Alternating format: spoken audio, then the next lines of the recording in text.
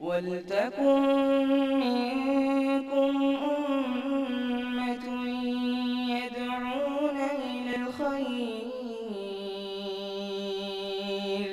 وَيَأْمُرُونَ بِالْمَعْرُوفِ وَيَنْهَوْنَ عَنِ الْمُنكَرِ وَأُولَٰئِكَ هُمُ الْمُفْلِحُونَ. السلام علیکم ورحمۃ اللہ وبرکاتہ. ان الحمد للہ نحمده ونستعینه ونستغفره ونعوذ باللہ من شرور انفسنا ومن سیئات اعمالنا. من يهده الله فلا مضل له ومن يضلل فلا هادي له واشهد ان لا اله الا الله وحده لا شريك له واشهد ان محمدا عبده ورسوله. اما بعد فإن خير الحديث كتاب الله وخير الهدي هدي محمد صلى الله عليه وسلم وشر الأمور محدثاتها وكل محدثة بدعة وكل بدعة ضلالة وكل ضلالة في النار. محترم حاضرین، دوستوں، بزرگوں اور ساتھیوں، سورہ نساء کے آیتوں کی تفسیر آپ کے سامنے چل رہی ہے. اللہ رب العالمین کا ارشاد ہے وَلِلَّهِ مَا فِي السَّمَاوَاتِ وَمَا فِي الْأَرْضِ. آسمان و زمین میں جو کچھ ہے وہ سب کے سب اللہ رب العالمین کی ملکیت ہے، اور اللہ تعالیٰ کو ملکیت مکمل طور پہ، کامل طور پہ ملکیت حاصل ہے، اور وہ اپنی بادشاہت میں جس طرح سے چاہتا ہے ویسا فیصلہ کرتا ہے، ویسا الٹ پھیر کرتا ہے، ویسی تبدیلی کرتا ہے. اس کو کوئی روکنے والا نہیں، اس کو کوئی ٹوکنے والا نہیں، اس کے سامنے کوئی سوال کھڑا کرنے والا نہیں. لا یسأل اما یفعل وہم یسألون. اللہ تعالیٰ کہتا ہے کہ اللہ جو کرتا ہے کسی کو یہ حق نہیں ہے کہ وہ اس سے سوالیہ نشان کھڑی کرے. تم دنیا میں جو کام کرتے ہو اے میرے بندو، میں تم سے قیامت کے دن پوچھوں گا کہ تم یہ کام کیوں کرتے تھے. یہ اللہ رب العالمین کی بادشاہت ہے. کہ وَلِلَّهِ مَا فِي السَّمَاوَاتِ وَمَا فِي الْأَرْضِ وَلَقَدْ وَصَّيْنَا الَّذِينَ أُوتُوا الْكِتَابَ مِنْ قَبْلِكُمْ. اے لوگو، تم سے پہلے ہم نے جن کو کتاب دیا ہے ان کو ہم نے وصیت کی ہے. اللہ رب العالمین نے وصیت کی ہے ان کو. وصیت کے معنی تاکیدی حکم، ضروری حکم دیا ہے ان کو. کیا دیا ہے؟ ان اتقوا اللہ. اوتل کتاب سے مراد کون ہے یہاں پہ؟ ہاں، کون ہے اوتل کتاب سے مراد؟ بولیے، زور سے بولیے. اہل کتاب، جن کو ہم نے کتاب دی. کون ہے اہل کتاب میں؟ یہود اور نصارہ. تو کیا صرف یہی دو قوموں کو اللہ نے تقوی کی وصیت کی، باقی اور لوگوں کو کی یا نہیں کی؟ اس آیت سے یہ پتہ چلا کہ ہر نبی کو اللہ رب العالمین نے کتاب عطا کیا تھا. ہر نبی کو. یہ ہمیں پتہ نہیں ہے، ہمیں علم نہیں ہے. جن کتابوں کا تذکرہ قرآن میں اور نبی صلی اللہ علیہ وسلم کی حدیث میں ہوا ہے، ان کے اوپر ہم کو تفصیلی طور پر ایمان لانا ہے. ابھی بات آ رہی ہے آگے آپ کے سامنے. اور جن کتابوں کا تذکرہ نہیں ہے ان کے اوپر ہم کو اجمالی طور پر ایمان لانا ہے. لیکن تقوی ایک ایسی چیز ہے کہ جس کی وصیت اللہ رب العالمین نے اولین اور آخرین سب کو کی ہے. بغیر تقوی کے کسی انسان کی گاڑی اللہ رب العالمین کے سامنے چل نہیں سکتی. اس لیے اللہ تعالیٰ کہتا ہے وَلَقَدْ وَصَّيْنَا الَّذِينَ أُوتُوا الْكِتَابَ. اے لوگو، ہم نے تم سے پہلے جو اہل کتاب ہیں یعنی تمام انبیاء، حضرت آدم علیہ السلام سے لے کر کے جناب محمد رسول اللہ صلی اللہ علیہ وسلم سے پہلے یعنی حضرت عیسیٰ تک جتنے انبیاء آئے، ان تمام انبیاء کے قوموں کو ہم نے کس بات کی وصیت کی؟ ان اتقوا اللہ. اس بات کی وصیت کی کہ وہ اللہ رب العالمین کا تقوی اختیار کریں. اور وہی وصیت ہم نے تم کو بھی کیا ہے کہ تم اللہ رب العالمین کا تقوی اختیار کرو. وَكَانَ اللَّهُ غَنِيًّا حَمِيدًا وَإِيَّاكُمْ أَنِ اتَّقُوا اللَّهَ وَإِن تَكْفُرُوا. لیکن اگر تم کفر کرتے ہو فَإِنَّ لِلَّهِ مَا فِي السَّمَاوَاتِ وَمَا فِي الْأَرْضِ. تو آسمان و زمین کی بادشاہت کس کی ہے؟ اللہ رب العالمین کی. تمہارے کفر کرنے سے اللہ رب العالمین کا کچھ بھی بگڑنے والا نہیں ہے. وَكَانَ اللَّهُ غَنِيًّا حَمِيدًا, اور اللہ رب العالمین غنی ہے, مالدار ہے, اور حمید بھی ہے. اللہ اکبر. حمید یعنی تعریف کیا ہوا, اور محمود مانے تعریف کیا ہوا, حمید مانے تعریف کرنے والا, اور اسی طرح سے حامد کے مانے تعریف کرنے والا. غور کیجئے, اللہ رب العالمین تعریف کرتا بھی ہے, اپنے نیک بندوں کی تعریف کرتا ہے. وَكَانَ اللَّهُ شَاكِرًا عَلِيمًا, اللہ رب العالمین اپنے بندوں کا شکر ادا کرتا ہے. سمجھ میں آ رہی بات؟ ان کے نیکیوں کے اوپر اللہ تعالیٰ ان کے اعمال کے اوپر بندوں کی تعریف کرتا ہے.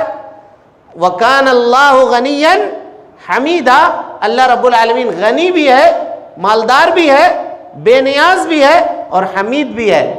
یہاں یہ پتہ چلا کہ ہر مالدار آدمی حمید نہیں ہوتا ہے, تعریف کے لائق نہیں ہوتا ہے. حافظ ابن کثیر کہتے ہیں کہ اللہ یہ کہہ رہا ہے کہ اللہ مالدار بھی ہے اور غنی بھی ہے, یعنی اس کی تعریف کیے بغیر چارہ نہیں ہے. وَلِلَّهِ مَا فِي السَّمَاوَاتِ وَمَا فِي الْأَرْضِ, پھر اللہ تعالیٰ کہتا ہے آسمان و زمین میں جو کچھ ہے وہ کس کا ہے؟ اللہ رب العالمین کا ہے. وَكَفَى بِاللَّهِ وَكِيلًا, اور اللہ رب العالمین اکیلے اس کی نگہبانی کرنے کے لیے کافی ہے. کسی کو نگہبانی کی ضرورت نہیں ہے. جیسے لوگ کہتے ہیں کہ بارش برسانے کا اللہ تعالیٰ نے اس کو ٹھیکہ دیا ہوا ہے, روزی دینے کا فلاں کو ٹھیکہ دیا ہوا ہے, اولاد دینے کا فلاں کو ٹھیکہ دیا ہوا ہے. اللہ تعالیٰ کہتا ہے نہیں, آسمان و زمین کی بادشاہت میری ہے, اور میں اکیلے اس کی حفاظت کرنے کے اوپر قادر ہوں. میں نے کسی کو اپنا شریک نہیں بنایا ہے, کسی کو اپنا پارٹنر نہیں بنایا ہے, کسی کو اپنا ساجھی نہیں بنایا ہے. اسی لیے ہوشیار رہنا, شیطان کہیں تم کو دھوکہ نہ دے دے اور اپنے دھوکے میں ڈال کر کے تمہارے توحید کو وہ نقصان نہ پہنچا دے. وَكَفَى بِاللَّهِ وَكِيلًا. اور اس کے بعد دیکھیے ہمیں, آپ کو, اب پوری دنیا کے انسانوں کو اللہ رب العالمین کی جانب سے ایک وارننگ ہے, عجیب وارننگ ہے. غور کیجئے, اللہ تعالیٰ کہتا ہے اِن یشاء یذہبکم ایھا الناس, اے لوگو اگر اللہ تعالیٰ چاہے گا تو تم کو دنیا سے مٹا دے گا, تم کو لے جائے گا, یعنی تم کو ختم کر دے گا. اس دنیا میں تم کو باقی نہیں رکھے گا. اگر اللہ چاہے گا تو تم کو مٹا دے گا. وَيَأْتِي بِآخَرِينَ, اور تمہاری جگہ پر اللہ رب العالمین دوسروں کو لا کر کے بسا دے گا. وَيَأْتِي بِآخَرِينَ, اور اللہ تعالیٰ ایسا کر چکا ہے, یہ کوئی نئی بات نہیں ہے. قوم نوح کے ساتھ کیا کیا اللہ نے؟ دنیا میں اس وقت جتنے لوگ موجود تھے, چاہے جتنی بڑی دنیا تھی, حضرت نوح علیہ السلام کے سامنے وہی آدمی بچا تھا جو ان کی کشتی پہ سوار تھا. اس کے علاوہ جو بھی کشتی کے نیچے تھا, دنیا کے کسی بھی خطے میں تھا, اللہ رب العالمین کے عذاب نے اس کو پکڑ لیا اور وہ زندہ نہیں رہ سکا. اسی لیے حضرت نوح علیہ السلام کو کیا کہتے ہیں؟ آدم ثانی. آدم ثانی وہ دوسرے آدم ہیں, یعنی اللہ رب العالمین نے حضرت نوح علیہ السلام کے ذریعے اور ان لوگوں کے ذریعے جو کشتی میں سوار تھے اس دنیا کو دوبارہ آباد کیا. سب کچھ تباہ ہو گیا تھا, سب کچھ برباد ہو گیا تھا. اب غور کرنے کی یہ بات ہے, اللہ رب العالمین ایک جگہ فرماتا ہے, غور سے سنیے, اِنَّا لَنَنْصُرُ رُسُلَنَا, بے شک ہم مدد کیا کرتے ہیں اپنے رسولوں کی, وَالَّذِينَ آمَنُوا, اور ان لوگوں کی جو ایمان لائے, فِي الْحَيَاةِ الدُّنْيَا, اسی دنیا کی زندگی میں ہم مدد کرتے ہیں. وَيَوْمَ يَقُومُ الْأَشْهَادُ, اور قیامت کے دن ہم ان کے لیے گواہی کھڑی کر دیں گے.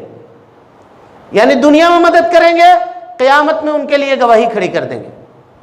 اب اگر کہیں کوئی پریشان ہے, کہیں کوئی دقت ہے, کہیں کسی کو کوئی پرابلم ہے اپنے دین کے اعتبار سے, تو اس آدمی کو یہ سوچنا چاہیے کہ اللہ کے وعدے میں کوئی کمی نہیں ہے, ہمارے عقیدے میں خلل ہے, ہمارے دین میں کمی ہے, ہمارے عمل کے اندر نقص ہے, نقصان ہے, جس کی وجہ سے اللہ رب العالمین کی مدد نہیں آ رہی ہے.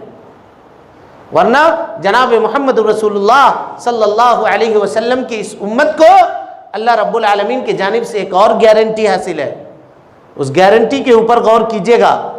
اللہ کے نبی صلی اللہ علیہ وسلم نے کہا کہ میں نے اپنے رب سے 3 دعائیں مانگی تھی, میری 2 دعا قبول ہوئی, 1 دعا قبول نہیں ہوئی. کہا وہ کون سی دعا تھی؟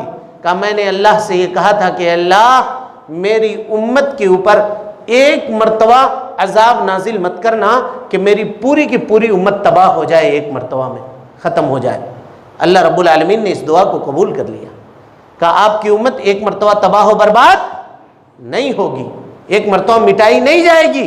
اور اسی لیے اللہ کے نبی صلی اللہ علیہ وسلم نے فرمایا لا تزال طائفۃ من امتی, میرے امت کا ایک گروہ ہمیشہ حق بات کے اوپر قائم رہے گا. لا یضرهم من خالفهم, دنیا میں مخالفت کرنے والے لوگوں کی مخالفت اس کا کچھ بھی نقصان نہیں پہنچائے گی. حتی یاتی امر اللہ, یہاں تک کہ اللہ رب العالمین کا امر آ جائے, یعنی قیامت آ جائے. قیامت تک ایک گروہ حق کے اوپر قائم رہے گا, چاہے دنیا جتنا اس کے پیچھے پڑ جائے اور اس کو نقصان پہنچانے کی کوشش کر لے. یہ دین اللہ کا مٹے گا نہیں, یہ دین قیامت تک رہے گا. اب کوئی دوسرا نبی نہیں آئے گا, نبی آخری آ چکے, آخری کتاب کا نزول ہو چکا. اب نہ تو کوئی کتاب اترنے والی ہے اور نہ کوئی نبوت کسی کو ملنے والی ہے اور نہ کوئی نبی دنیا کے اندر آنے والے ہیں. اور یہ کتاب رہتی دنیا تک کے لیے ہدایت ہے. تو جب کتاب کو ماننے والے فالوورز نہیں رہیں گے تو کتاب کا کیا فائدہ؟ جب دین کو ماننے والے لوگ نہیں رہیں گے تو وہ دین رہ کر کے کیا ہوگا؟ سمجھ میں آ رہی بات؟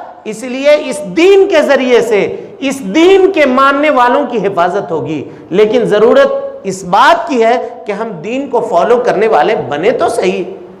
ہم تو دین کو ویسے فالو کرتے ہیں جہاں ہمارے مزاج کے مطابق ہے, وہاں دین ہم کو بہت اچھا لگتا ہے. لیکن جہاں دین ہمارے مزاج سے ٹکرا گئی, ہمارے جذبات سے ٹکرا گئی, ہمارے خواہشات سے ٹکرا گئی, وہاں ہم دین کو سائڈ کر دیتے ہیں, اپنے خواہشات کو اوپر کر دیتے ہیں. ویسا دین, وہ دین ہماری حفاظت اللہ رب العالمین ایسے دین والے کی حفاظت کبھی نہیں کرے گا, کسی قیمت پہ نہیں کرے گا. اللہ تعالیٰ کہتا ہے ان یشاء یذھبکم ایھا الناس, اے لوگو اگر اللہ چاہے تمہیں تو لے جائے, ویأتی بآخرین, تمہاری جگہ پر دوسرے کو لے آئے. اسی کو اللہ نے ایک جگہ پر کہا ان تتولوا, اگر تم نہیں مانو گے نبی صلی اللہ علیہ وسلم کی بات اور قرآن کی بات اور حدیث کی باتوں کو, یستبدل قوما غیرکم, اللہ رب العالمین تمہاری جگہ پر دوسرے قوموں کو لا کر کے بٹھا دے گا, تم کو ہٹا دے گا. ثم لا یکونوا امثالکم, پھر وہ تمہارے جیسے نہیں ہوں گے, پھر وہ تمہارے جیسے نہیں ہوں گے کہ وہ دین کے اوپر, شریعت کے اوپر عمل کرنے والے ہوں گے. اللہ تعالیٰ کہتا ہے وَكَانَ اللَّهُ عَلَى ذَلِكَ قَدِيرًا, اللہ رب العالمین اس بات کے اوپر قادر ہے, کوئی روکنے والا نہیں ہے اس کو. اور کسی کے سامنے اس کو جواب دینا بھی نہیں ہے, کوئی جواب دہی نہیں ہے. اللہ اکبر, اللہ رب العالمین کو. لہذا میرے بھائیوں, دنیا میں اگر مصیبت ہے, ہمیں پریشانی ہے, چاہے اس ملک میں یا باہر کہیں بھی, اگر ان دنوں خبریں آ رہی ہیں, آپ دیکھ رہے ہیں بے چینی کا عالم ہے لوگوں کے اندر, کوئی ڈرنے کی, کوئی گھبرانے کی بات نہیں ہے. صرف کیا کرنا ہے, اللہ کی شریعت کے اوپر کامل طور پر, مکمل طور پر پابند ہو جائیے. اللہ رب العالمین سے دعا کیجیے, اللہ تعالیٰ کافی ہے. اگر ہم اس کے دین کے حفاظت کرنے والے ہوئے, اس کے دین کے اوپر عمل کرنے والے ہوئے, تو اللہ رب العالمین ہماری حفاظت کرنے کے لیے کافی ہے. اس کے بعد اللہ تعالیٰ فرماتا ہے آدمی دین کو چھوڑتا کیوں ہے, وہ وجہ بتلا رہا ہے. دیکھیے اللہ تعالیٰ کہتا ہے من کان یرید ثواب الدنیا, اے لوگو, اے انسانوں, تم دنیا کا ثواب چاہتے ہو جو سامنے نظر آتا ہے تم کو. یعنی انسان کی عقل اللہ نے ویسے ہی بنائی ہے کہ وہ اسی چیز کے اوپر زیادہ یقین کرتا ہے جو اس کو نظر آ جائے, جو اس کو دکھ جائے, جو سامنے موجود ہو, جس کو وہ چھو لے, جس کو وہ دیکھ لے, اس کو زیادہ قبول کرتا ہے. اللہ تعالیٰ کہتا ہے من کان یرید ثواب الدنیا, جو دنیا چاہتا ہے تو جان لے فعند اللہ ثواب الدنیا والآخرہ, اللہ کے پاس دنیا کا ثواب بھی ہے اور آخرت کا ثواب بھی ہے۔ اللہ تعالیٰ کہتا ہے من کان یرید زینت الحیات الدنیا، اے لوگوں جان لو جو دنیا کی زندگی چاہتا ہے، اس کی زینت چاہتا ہے، نوفی الیہم اعمالہم فیہا، ہم اس کے اعمال کا بدلہ دنیا میں پورا پورا دے دیتے ہیں، وہم فیہا لا یبخسون، اور دنیا کی زندگی میں کوئی کمی نہیں کرتے ہیں، ہم اس کو سب دے دیتے ہیں، اس کی خواہش پوری کر دیتے ہیں، مٹی کو بھی چھوئے تو سونا بنا دیتے ہیں۔ اولئک الذین لیس لہم فی الآخرۃ الا النار، لیکن یہ وہ لوگ ہیں کہ آخرت میں پھر ان کے لیے سوائے آگ کے اور کچھ بھی نہیں ہے، سوائے آگ کے کچھ بھی نہیں۔ کچھ لوگ یہ کہتے ہیں اللہ دنیا دے دے، اے اللہ دنیا دے دے، ان کی پوری کوشش کیا ہوتی ہے کہ ہم کو کسی طرح سے دنیا حاصل ہو جائے، اور پوری جد و جہد، پوری تگودو، پوری بھاگ دوڑ کر نتیجہ کیا ہوتا ہے کہ ہم کو دنیا کسی طرح سے مل جائے۔ اللہ تعالیٰ کہتا ہے صرف دنیا کے پیچھے نہ بھاگو، اللہ رب العالمین کے پاس دنیا بھی ہے آخرت بھی ہے، مجھ سے آخرت مانگو، ہم دنیا خود بخود لا کر کے کھڑی کر دیں گے تمہارے سامنے۔ اگر آخرت کا سوال کرو گے تو دنیا ہم خود بخود لا کر کے تمہارے قدموں کے نیچے ڈال دیں گے، اور اگر دنیا مانگو گے تو اللہ تعالیٰ کہتا ہے ایسا نہیں ہے کہ ہم دنیا دے دیں گے تم کو۔ یہ آیت جو ابھی ہم نے پڑھی ہے یہ آیت منسوخ ہے سورہ بنی اسرائیل کی آیت سے۔ اللہ تعالیٰ کہتا ہے من کان یرید العاجلۃ عجلنا لہ فیہا لمن نشاء، جو آدمی دنیا کی زندگی چاہتا ہے ہم اس کو دنیا کی زندگی دیتے ہیں، سب کو نہیں، لمن نشاء، جس کو ہم چاہتے ہیں اس کو دیتے ہیں۔ یعنی اگر آدمی دنیا مانگے گا بھی تو ایسا نہیں ہے کہ سب کو دنیا مل جائے، اللہ جس کو چاہے گا اسی کو دنیا ملے گی، سب کو نہیں ملے گی۔ تو اب اگر آدمی کس قدر جلد باز ہے کہ اللہ رب العالمین سے اگر وہ آخرت کا سوال کرے تو اللہ تعالیٰ آخرت بھی دے دے گا اور دنیا بھی دے دے گا۔ اسی کو اللہ نے کہا وَمِنَ النَّاسِ، کچھ لوگ ایسے ہیں مَن یقول، جو کہتے ہیں ربنا، اے ہمارے رب، آتینا، ہم کو عطا کر، فی الدنیا، دنیا کی زندگی میں، حسنہ، اچھائی عطا کر، وفی الآخرۃ حسنہ، آخرت میں بھی اچھائی عطا کر، وقنا عذاب النار، اور اے اللہ ہم کو تو جہنم کی آگ سے محفوظ کر دے۔ عظیم دعا ہے، اور اتنی عظیم دعا ہے کہ اللہ کے نبی جناب محمد رسول اللہ صلی اللہ علیہ وسلم جب طواف کرتے تھے تو رکن یمانی سے لے کر کے حجر اسود تک چلنے میں مکمل یہی دعا کرتے تھے، ربنا آتنا فی الدنیا حسنہ وفی الآخرۃ حسنہ وقنا عذاب النار۔ عظیم دعا ہے، آدمی کو چاہیے کہ وہ خود مانگے اور اپنے بچوں کو بھی، چھوٹے بچوں کو بھی سکھائے کہ وہ یہ دعا کریں کہ اے اللہ دنیا بھی دے اور آخرت بھی دے، لیکن آخرت دے، آخرت میں جہنم کے عذاب سے ہم کو محفوظ کر دے، یہ بڑی کامیابی ہے۔ اللہ تعالیٰ کہتا ہے وَكَانَ اللَّهُ سَمِيعًا بَصِيرًا، اللہ رب العالمین سننے والا ہے اور اللہ رب العالمین بصیر ہے، دیکھنے والا ہے، یعنی جو جس چیز کا مستحق ہے اللہ رب العالمین اس کو وہ چیز عطا کر دیتا ہے۔ اس کے بعد ایک عظیم حکم ہے، اس حکم میں عام طور پہ لوگ کوتاہی کرتے ہیں، اس حکم کو دیکھیے۔ اللہ تعالیٰ کہتا ہے یا ایھا الذین آمنو، اے ایمان لانے والے لوگو، کونوا قوامین بالقسط شہداء للہ، اللہ رب العالمین کے لیے حق کے ساتھ، انصاف کے ساتھ، عدل کے ساتھ گواہی دینے والے بن جاؤ اللہ رب العالمین کے لیے۔ وَلَوْ عَلَىٰ أَنفُسِكُمْ، اگرچہ وہ گواہی تمہارے خلاف ہی کیوں نہ ہو، اگر وہ گواہی تمہارے خلاف کیوں نہ ہو۔ گواہی خلاف ہو کا کیا مطلب؟ یعنی میں اپنے خلاف کیسے گواہی دوں گا، یا کوئی بھی آدمی اپنے خلاف کیسے گواہی دے گا؟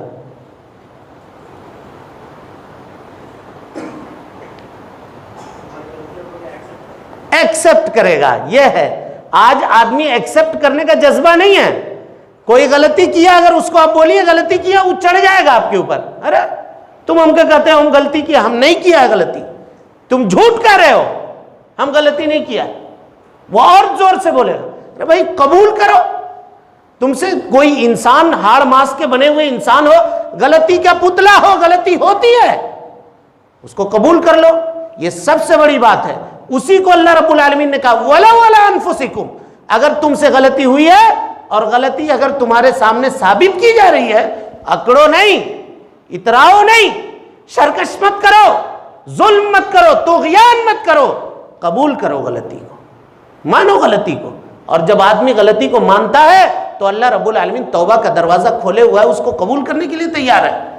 حضرت آدم سے غلطی ہوئی، غلطی سرنڈر کیا نہیں کیا؟ کہا ربنا ظلمنا انفسنا وان لم تغفر لنا وترحمنا لنکونن من الخاسرین، ہم خسارہ اٹھانے والے میں سے ہو جائیں گے۔ اللہ نے غلطی کو مان لیا، لیکن وہ آدمی، نبی صلی اللہ علیہ وسلم نے فرمایا کل بنی آدم خطا، آدم کا ہر بیٹا گنہگار ہے، بیٹا بیٹی دونوں شامل ہے اس میں، لڑکا ہو یا لڑکی ہو، غلطی ہوتی ہے اس سے۔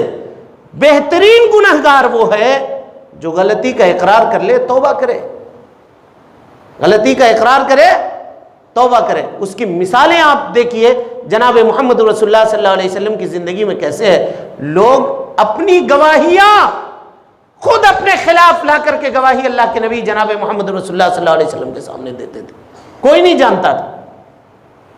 ایک صحابی تھے، غامدیہ عورت تھی، صحابی عورت تھی، صحابیہ تھی، آئی جناب محمد رسول اللہ صلی اللہ علیہ وسلم کے پاس، آپ صلی اللہ علیہ وسلم موجود ہیں اور صحابہ کرام بیٹھے ہوئے ہیں، سامنے آ کر کھڑی ہوتی ہے، کہتی ہے اللہ کے رسول مجھ سے غلطی ہو گئی ہے، مجھ کو پاک کر دیجئے۔ اللہ کے نبی صلی اللہ علیہ وسلم نے چہرہ پھیر لیا۔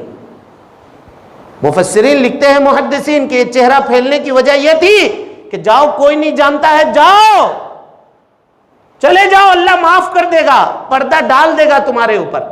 لیکن نہیں، وَلَوْ عَلَىٰ أَنفُسِكُمْ، وہ گواہی میرے خلاف ہی کیوں نہ ہو، ہم کھڑے ہو کر کے اپنے جرم کا اعتراف کر رہے ہیں کہ مجھ سے غلطی ہو گئی ہے، مجھ کو پاک کر دیجئے۔ دوبارہ اس نے کہا اے اللہ کے نبی طہرنی یا رسول اللہ، اے اللہ کے نبی صلی اللہ علیہ وسلم مجھ کو پاک کر دیجئے، مجھ سے غلطی ہو گئی ہے۔ پھر نبی صلی اللہ علیہ وسلم ادھر دیکھ رہے تھے، ادھر دیکھنے لگے، اس کے طرف دھیان نہیں دے رہے ہیں، وہ کیا کہہ رہی ہے نہیں سن رہے ہیں۔ تیسری مرتبہ ادھر سے گھوم کے پھر ادھر آتی ہے، طہرنی یا رسول اللہ، اے اللہ کے نبی کیسے لوگ تھے، اے اللہ کے نبی صلی اللہ علیہ وسلم مجھ کو پاک کر دیجئے۔ نبی صلی اللہ علیہ وسلم نے کہا ٹھیک ہے جاؤ، ابھی یہ حمل ہے، جب یہ پورا ہو جائے، مکمل ہو جائے پھر آنا۔ حمل پورا ہوا، بچے کو گود میں لے کر کے آئی، کہا اللہ کے رسول اب وقت ہو گیا، اب تو پاک کر دیجئے۔ کہا نہیں نہیں، اب اس بچے کو دودھ کون پلائے گا، جاؤ دودھ پلاؤ۔ 2 سال تک دودھ پلاتی ہے، پھر ایک روٹی کا چھوٹا ٹکڑا اپنے بچے کے ہاتھ میں دے کر کے لے کے آتی ہے کہ کہیں اللہ کے نبی صلی اللہ علیہ وسلم کو شک نہ ہو، بچہ روٹی کا ٹکڑا چوس رہا ہوتا ہے کہ دیکھو اب یہ کھانے پینے کے لائق ہو گیا اللہ کے رسول، اب تو میرے گناہ سے مجھ کو پاک کر دیجئے۔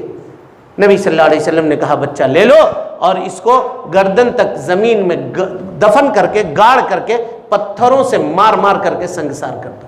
کیسی موت تھی، پتھر سے مار کر گردن تک کسی کو زمین میں دفن کر دیا جائے اور سر باقی رکھا جائے۔ اسلام میں زنا کی سزا یہی ہے، شادی شدہ مرد یا عورت اگر زناکار کا ارتکاب کرتی ہے تو سزا اس کی یہ ہے کہ اس کو پتھروں سے مار کر کے سنگسار کر دیا جائے۔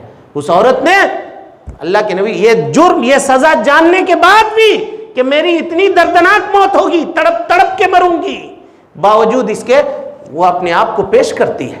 وَلَوْ عَلَىٰ أَنفُسِكُمْ، اگر تمہارے اپنے خلاف بھی گواہی جاتی ہو تو کھڑے ہو اللہ رب العالمین کے سامنے۔ گناہ کرنے کی اگر جرت ہے تو اقرار کرنے کی جرت بھی اپنے دل کے اندر رکھو۔ یہ کیا بات ہوئی کہ آپ شرکشی کر رہے ہیں؟ یہ کسی قیمت پر جائز اور درست نہیں ہو سکتا ہے۔ کہا کونوا قوامین بالقسط شہداء للہ ولو علی انفسکم، اگرچہ وہ گواہی تمہارے اپنے خلاف، اپنی نفس کے خلاف ہی کیوں نہ ہو، گواہی دو۔ اویل والدین، چلیے آدمی سب سے پہلے اپنا دیکھتا ہے، اس کے بعد دوسرے نمبر پہ کس کا نمبر ہے؟ ماں باپ۔ ماں باپ کے خلاف گواہی دینا، اللہ اکبر، کتنے جگر کا کام ہے۔ کسی کو کہا جائے چلو نا ہمارے ابا کے خلاف ہم گواہی کیسے دیں گے بھائی؟ ابا کیا، کوئی خاندان کا دور کا بھی آدمی ہوتا ہے تو بولتا ہے ہم نہیں جائیں گے اس کے خلاف گواہی دینے، وہ میرا رشتہ دار ہے، وہ دیکھے گا کورٹ میں کہ میرے خلاف گواہی دے رہا ہے تو وہ کیا کہے گا، ہم سے رشتہ داری ٹوٹ جائے گی، ہم سے معاملات خراب ہو جائیں گے۔ اور کچھ لوگ تو ایسے ہوتے ہیں جو گواہ جانتے ہیں سب کچھ، انہی کے اسٹیٹمنٹ کے اوپر فیصلہ ہوتا ہے، لیکن ان سے جائیے کہنے کے لیے کہا نہ ہمارا کاروبار ہے، ہم چھوڑ کے نہیں جائیں گے، ان کو 2000 کا نقصان ہوگا، ہم کو دیجئے 2000 روپیہ تب جائیں گے ہم، تب ہو جائے گا۔ اللہ تعالیٰ کہتا ہے نہ، ایسا مت کرو، کیونکہ تمہاری گواہی دینے سے ایک حقدار کو اس کا حق ملے گا، تمہاری گواہی دینے سے ایک مظلوم کو اس کا حق ملے گا، تم وہ حق دلانے کے لیے اللہ کے لیے تیار ہو جاؤ، کسی سے پیسے کا مطالبہ نہ کرو، خرچے کا مطالبہ نہ کرو، خود اپنے خرچے سے جاؤ اور جا کر کے گواہی دے دو۔ وَلَوْ عَلَىٰ أَنفُسِكُمْ أَوِ الْوَالِدَيْنِ وَالْأَقْرَبِينَ، چاہے وہ گواہی تمہارے والدین کے خلاف ہو یا تمہارے قریبی رشتہ دار کے خلاف ہو۔ إِن يَكُنْ غَنِيًّا أَوْ فَقِيرًا، اللہ اکبر۔ آدمی گواہی دینے سے کیوں ڈرتا ہے؟ اس لیے ڈرتا ہے کہ سامنے والا جس کے خلاف گواہی جا رہی ہے وہ مالدار ہے، تو مالدار کے مالداری سے ڈر رہا ہے، یا کبھی ایسا ہوتا ہے کہ جس کے خلاف گواہی جا رہی ہے وہ بہت غریب ہے، غریب کی غربت کو دیکھ کر ترس کھا رہا ہے کہ نہیں اگر ہم اس کے خلاف گواہی دے دیں گے پکڑ کے جیل میں چلا جائے گا، غریب ہے کیسا ہوگا، اور سوچتا ہے کہ مالدار ہے اس کے خلاف گواہی دے دیں گے تو یہ ہم سے بدلہ لے گا۔ اللہ تعالیٰ کہتا ہے مالدار کے مالداری کی رعایت کرنے اور غریب کے اوپر ترس کھانے سے زیادہ بہتر یہ ہے کہ تم اللہ کی رعایت کرو، اللہ کے شریعت کی رعایت کرو۔ غریب کے اوپر ترس آ رہی ہے، رب العالمین کی شریعت کے اوپر عمل کرنے کا خیال نہیں آ رہا ہے، اللہ رب العالمین کہ مالدار اللہ رب العالمین کی شریعت کے اوپر مالدار کی مالداری کو ترجیح دے رہے ہو اور رب العالمین کی شریعت کو ٹھکرا رہے ہو، اس کے اوپر عمل کرنا تم اپنی زندگی گزارنے کے لیے کافی نہیں سمجھ رہے ہو۔ اللہ تعالیٰ کہتا ہے وَإِن يَكُنْ غَنِيًّا أَوْ فَقِيرًا فَاللَّهُ أَوْلَى بِهِمَا فَلَا تَتَّبِعُوا الْهَوَىٰ أَن تَعْدِلُوا، کبھی بھی اپنے خواہشات نفسانی کی پیروی میں عدل و انصاف کا دامن کبھی بھی مت چھوڑنا، ہمیشہ حق کے اوپر قائم رہنا، ہمیشہ عدل کرنا، ہمیشہ انصاف کرنا، دنیا میں کوئی بھی چیز تم کو عدل و انصاف سے بھٹکا نہ سکے۔ اس سلسلے میں حافظ ابن کثیر رحمۃ اللہ علیہ نے ایک واقعہ نقل کیا ہے، بڑی عجیب واقعہ ہے، اس واقعے کو دیکھیے کس طرح سے صحابہ کرام نے اللہ رب العالمین کی اس آیت کو اپنی عملی زندگی کے اندر کیسے نافذ کیا تھا۔ ایک صحابی ہیں حضرت عبداللہ ابن رواحہ، صحابی رسول، ان کو کہا جاتا ہے امین هذه الامہ، اس امت کے امین ہیں عبداللہ ابن رواحہ۔ امین مانے امانت دار، نبی صلی اللہ علیہ وسلم نے یہ خطاب دیا ان کو امانت دار۔ جب سن 6 ہجری میں خیبر فتح ہو گیا تو خیبر کے یہودیوں نے اللہ کے نبی صلی اللہ علیہ وسلم سے گزارش کی کہ اللہ کے نبی صلی اللہ علیہ وسلم خیبر کی یہ زمین آپ کی ملکیت رہی، لیکن کھیتی کرنا آپ نہیں جانتے ہیں، ظاہر سی بات ہے مدینہ والے لوگ گیہوں اگانا چاول اگانا نہیں جانتے تھے، تو کہا کھیتی کرنا ہم جانتے ہیں، اس لیے ہم کو بٹائی کے اوپر یہ زمین دے دیجئے، یعنی جو پیداوار آئے گا اس کا آدھا حصہ ہم مدینہ منورہ روانہ کر دیں گے، زمین کے آپ ہی مالک رہیے گا۔ نبی صلی اللہ علیہ وسلم نے صحابہ سے مشورہ کیا، مشورہ کرنے کے بعد زمین ان کو دے دی، کہا چلو لو تم لوگ زمین رکھو کھیتی کرو۔ 2 سال گزرنے کے بعد یہودی چالاک ہوتے ہیں، دھوکے باز ہوتے ہیں، 2 سال تک ٹھیک دیا، مال بھیجا مدینہ، اور اس کے بعد پھر بہانہ کرنے لگے، کہا اس مرتبہ کھیت میں کیڑا لگ گیا، اس مرتبہ اناج نہیں ہوا، اس مرتبہ زمین سے پیک نہیں آئی، بہانہ بنانے لگے۔ تو اللہ کے نبی صلی اللہ علیہ وسلم نے یہی عبداللہ ابن رواحہ کو متعین کیا کہ آپ جائیے، جب پک جائے گیہوں، پکنے کے قریب ہو جائے تو جا کر کے سب کے کھیت میں دیکھتے تھے کتنا ہے، تو جو لوگ کھیتی کسانی کرتے ہیں ان کو اندازہ ہوتا ہے، کھیت کے کنارے کھڑے ہو کر کے بتا دیں گے اس میں سے 2 کنٹل چاول نکلے گا، ہو سکتا ہے 4-5 کلو کم ہو، لیکن اندازہ وہ لگا لیتے ہیں۔ کھجور کے درخت کے نیچے کھڑے ہو کر بتا دے گا اس میں 10 کلو کھجور اترنے والا ہے، 10 کلو کھجور آئے گا، یہ اندازہ ہوتا ہے ان کا۔ اور آج بھی آپ بھی دیکھتے ہوں گے، ہاتھ سے اس طرح سامان اٹھاتا ہے، تول پہ رکھتا ہے، تو دیکھیے گا ایک دم ایکوریٹ 1 کلو ہو جاتا ہے. اور ہم نے سنا کہ کچھ لوگوں سے کہ کوئی آدمی پیسہ گنتا بھی نہیں ہے, پیسے کی گڈی اٹھا کے وزن کے اوپر رکھتا ہے. کہا 50,000 ہے وزن کے, اس کو وزن معلوم ہے, 500 کا نوٹ ہے, گن کر کے 50,000 دینا ہے, وزن کر کے دے دے گا, آپ گن لیجئے اتنا ہی ہے. اندازہ ہوتا ہے. کچھ لوگوں کو اللہ تعالیٰ نے ہر فن میں ماہر کیا ہے. بہرحال تو حضرت عبداللہ ابن رواحہ اس میں ماہر تھے. جاتے تھے اور یہودیوں کا جس کا نام میں کھیت تھی اس کے حصہ کو لکھ کر کے لے کر کے مدینہ چلے آتے تھے. پھر جب گیہوں کٹتا تھا تو اس سے اتنا وصول کر کے لا کر مدینہ پہنچا دیتے تھے.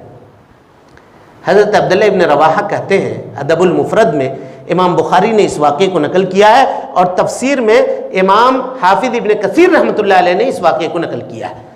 کہا کہ جب عبداللہ ابن رواحہ پہنچے تو رات کا وقت تھا. جس جگہ پر قیام کرتے تھے وہاں قیام کرنے کے لیے پہنچ گئے. آدھی رات کو دروازے پہ دستک ہوئی, کسی نے دروازہ کھٹکھٹایا. کہا کون ہے؟ کہا ہم لوگ خیبر کے یہودی ہیں, آپ سے آئے ہیں ملاقات کرنے کے لیے. کہا جاؤ صبح میں ملیں گے, صبح میں تو ہم آئے ہیں تمہارے کھیتوں میں ملیں گے. کہا نہیں ابھی کام ہے, ہم کو ابھی کام ہے, ابھی کھولیے دروازہ. کھول دیا دروازہ. وہ دونوں آئے اور آنے کے بعد کہا کہ سنیے, عبداللہ ابن رواحہ 2 دینار سے درہم سے اشرفیوں سے بھری ہوئی 2 تھیلیاں ان کے سامنے بڑھا دی.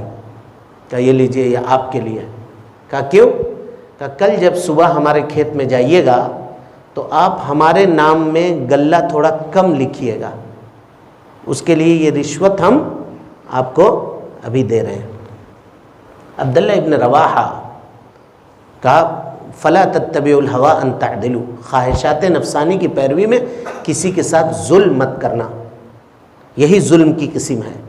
حضرت عبداللہ ابن رواحہ نے کہا سنو, فواللہ, قسم اللہ کی, لقد جئتکم عند احب الناس الی, میں جس کے پاس سے تمہارے پاس آیا ہوں وہ دنیا میں میرے نزدیک سب سے زیادہ محبوب ہے, اس سے زیادہ کوئی محبوب نہیں ہے. مراد اللہ کے نبی صلی اللہ علیہ وسلم تھے, انہوں نے مجھ کو بھیجا ہے.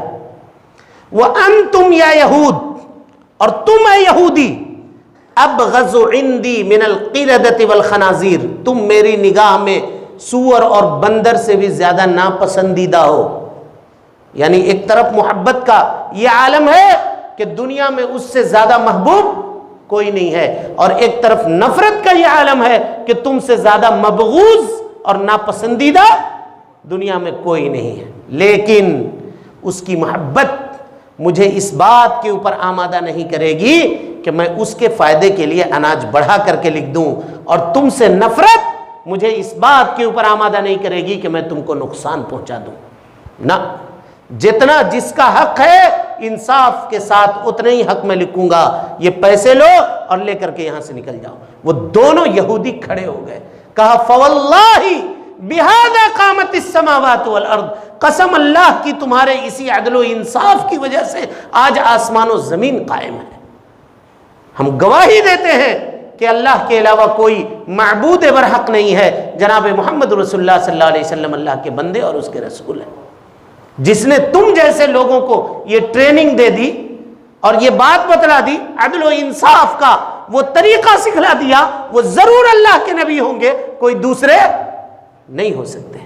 میرے بھائیو, یہ عدل ہے, یہ انصاف ہے. اسی کو کہا فلا تتبعوا الهوى ان تعدلوا وان تلووا او تعرضوا. کچھ لوگ ایسے ہوتے ہیں جن کو گواہی دینے کے لیے اگر بلائیے تو اتنا گھما پھرا کر کے گواہی دے گا کہ کیس فائنل ہونے کے بجائے اور اس کو الجھا کر کے رکھ دے گا, پھنسا دے گا. اب پیچھے پیچھے اس کے دوڑتے رہیے آپ.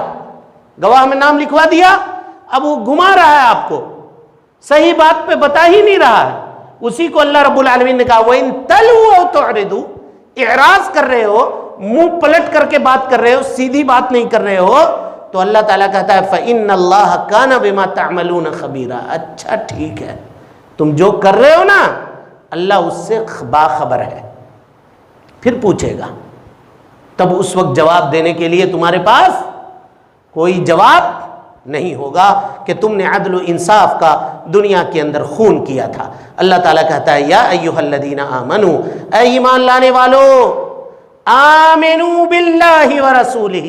اللہ اکبر، اللہ تعالیٰ کہہ رہا ہے، سمجھیے اس آیت کو، اللہ تعالیٰ کہہ رہا ہے یا ایھا الذین آمنو، اے ایمان لانے والے لوگوں، آمنو باللہ ورسولہ، اللہ اور اس کے رسول کے اوپر ایمان لائیے۔ اب آپ کہیے گا جب اللہ اور اس کے رسول کے اوپر ایمان لانے کا آرڈر ہے تو پھر آمنو اللہ نے کیوں کہا؟ یہ تحصیل حاصل ہے کہ نہیں ہے؟ میں آپ سے کہوں پانی لا کر کے دو، آپ پانی لے کر کے لے آئے، پھر میں کہہ رہا ہوں پانی لا کر کے دو، تو آپ پوچھے گا نہیں پوچھے گا کیا لا کے دیا؟ پانی نہیں ہے، پھر کیوں کہہ رہے ہو لانے کے لیے؟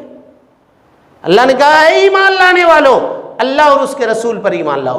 پتہ یہ چلا کہ بہت سے ایمان کے دعوے دار دعویٰ تو کرتے ہیں مگر اللہ اور اس کے رسول کے اوپر پورا ایمان لانے والے نہیں ہوتے ہیں۔ اللہ کہہ رہا پورا ایمان لاؤ، جتنا ایمان لانا چاہیے اتنا ایمان لاؤ۔ اگر کسی مسلمان کو ایمان لانے کے لیے کہا جائے گا تو اس کا مطلب یہ ہے کہ شریعت کے اوپر مضبوطی سے قائم ہو جاؤ، پورے طور پہ شریعت کو اپنی زندگی کے اندر نافذ کرو، جو بات اچھی لگتی ہے اس کو قبول کرو، جو بات بری لگتی ہے اس کو چھوڑ دو، ایسا مت کرو۔ آمنوا باللہ ورسولہ والکتاب الذی نزل علی رسولہ، اس کتاب کے اوپر ایمان لاؤ جو جناب محمد رسول اللہ صلی اللہ علیہ وسلم کے اوپر نازل کی گئی، والکتاب الذی انزل من قبل، اس کتاب کے اوپر ایمان لاؤ جو نبی صلی اللہ علیہ وسلم سے پہلے نازل کی گئی ہے، تمام کتابوں کے اوپر۔ اسی لیے جو اس کتاب کا انکار کرے گا، قرآن مجید کا، اس کو صرف اس کتاب کے انکار کا گناہ نہیں ہوگا بلکہ اس سے قبل جتنی کتابیں پہلے آ چکی ہیں ان تمام کتابوں کے انکار کا گناہ ہوگا۔ اور جو جناب محمد رسول اللہ صلی اللہ علیہ وسلم کے شریعت کا انکار کرے گا اس کو صرف نبی صلی اللہ علیہ وسلم کے انکار کا گناہ نہیں ہوگا بلکہ اس سے قبل جتنے رسول دنیا کے اندر آئے ہیں ان تمام کے انکار کا گناہ ہوگا۔ اور جو نبی کی شریعت کے اوپر ایمان لائے گا اس کو تمام انبیاء کے اوپر ایمان لانے کے برابر ثواب حاصل ہوگا۔ جو اس کتاب کے اوپر ایمان لائے گا اس کو دوسری تمام آسمانی کتابوں کے اوپر ایمان لانے کا ثواب حاصل ہو۔ والکتاب الذی انزل من قبل، اس کے بعد اللہ تعالیٰ کہتا ہے ومن یکفر باللہ، جو اللہ کا انکار کرے، وملائکتہ، فرشتوں کا انکار کرے، وکتبہ، کتابوں کا انکار کرے، ورسلہ، رسولوں کا انکار کرے، والیوم الآخر، آخرت کے دن کا انکار کرے، فقد ضل ضلالا بعیدا، وہ آدمی دور کی گمراہی میں نکل گیا، بھٹک گیا، ایسا بھٹکا کہ پھر واپس آنے کی اس کی امید نہیں ہے۔ یہاں تھوڑا سا 5 منٹ رک کر کے تھوڑی سی تفصیل سن لیجئے، پھر یہ آیت کی طرف ہم پلٹیں گے نہیں۔ وَمَن يَكْفُرْ بِاللَّهِ وَمَلَائِكَتِهِ، اللہ کے فرشتوں کا، فرشتے کتنے ہیں اللہ رب العالمین کے؟ کتنے کو جانتے ہیں ہم لوگ؟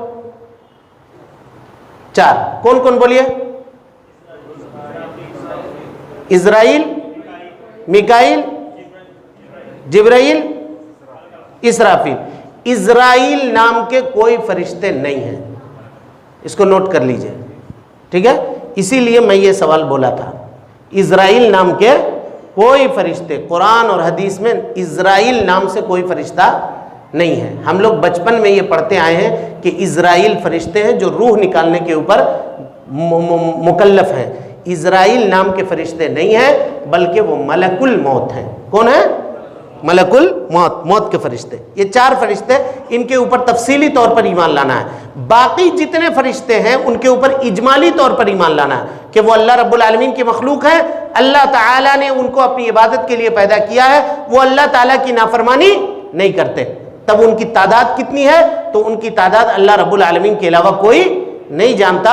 نبی صلی اللہ علیہ وسلم نے فرمایا خانہ کعبہ جہاں پر ہے اسی کے ٹھیک اوپر میں بیت المعمور ہے، ہر روز بیت المعمور میں تقریباً 70,000 فرشتے اس کا طواف کرتے ہیں، اور طواف کر کے جب وہ فارغ ہوتے ہیں تو پھر قیامت تک ان فرشتوں کی دوبارہ باری نہیں آئے گی۔ یہ کتنی مخلوق اللہ رب العالمین کی ہے، اور یہ جان لیجیے جعل الملائکۃ رسلا اولی اجنحۃ مثنی وثلاث ورباع، پروں والے ہیں، اور حضرت جبرائیل امین کے 600 پر ہیں۔ اللہ اکبر۔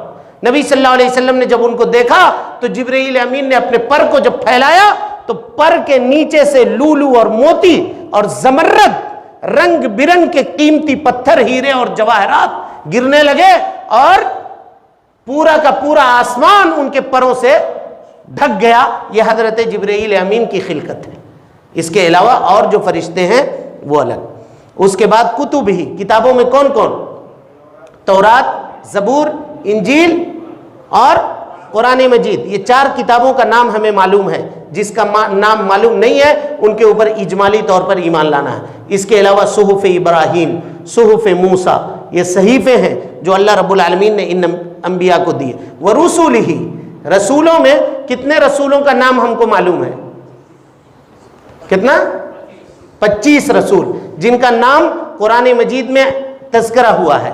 اس کے علاوہ ہم رسولوں کو نہیں جانتے. تو وہ 25 کے اوپر ہم کو تفصیلی طور پر ایمان لانا ہے اور باقی لوگوں کے اوپر اجمالی طور پر ایمان لانا ہے. اور یوم آخرت کے اوپر، یوم آخرت کے اوپر ایمان لانے کا مطلب یہ ہے کہ مرنے کے اوپر، سکرات الموت کے اوپر، قبر کی زندگی کے اوپر، عذاب قبر کے اوپر، مر کر دوبارہ زندہ ہونے کے اوپر، نبی صلی اللہ علیہ وسلم اللہ رب العالمین کے سامنے کھڑے ہو کر کے سوال و جواب کرنے کے اوپر، پل صراط کے اوپر، جنت و جہنم کے اوپر، ان تمام چیزوں کے اوپر ایمان لانا ہوگا. تب جا کر کے کیا ہوگا؟